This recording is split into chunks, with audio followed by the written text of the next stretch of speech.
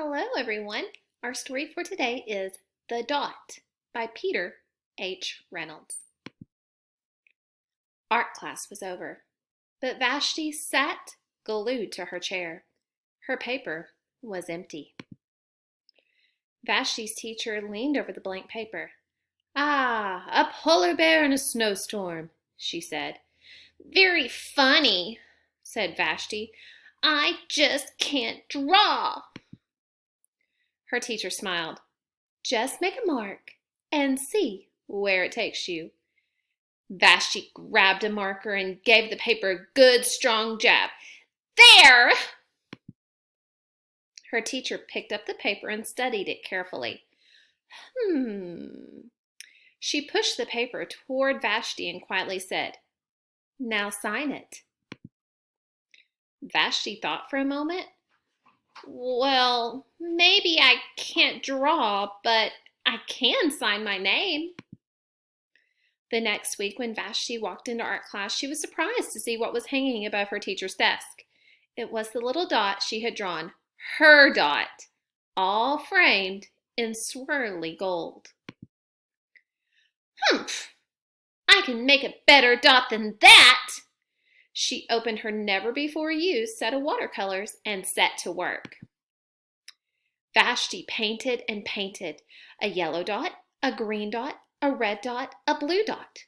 The blue mixed with the red, she discovered that she could make a purple dot. Vashti kept experimenting, lots of little dots and many colors. "If I can make little dots, I can make big dots too." Vashti splashed her colors with a bigger brush on bigger paper to make bigger dots. Vashti even made a dot by not painting a dot. At the school art show a few weeks later, Vashti's many dots made quite a splash. Vashti noticed a little boy gazing up at her. "You're a really great artist. I wish I could draw," he said. "I bet you can," said Vashti. "Me? No, not me. I can't draw a straight line with a ruler." Vashti smiled. She handed the boy a blank sheet of paper. "Show me." The boy's pencil shook as he drew his line.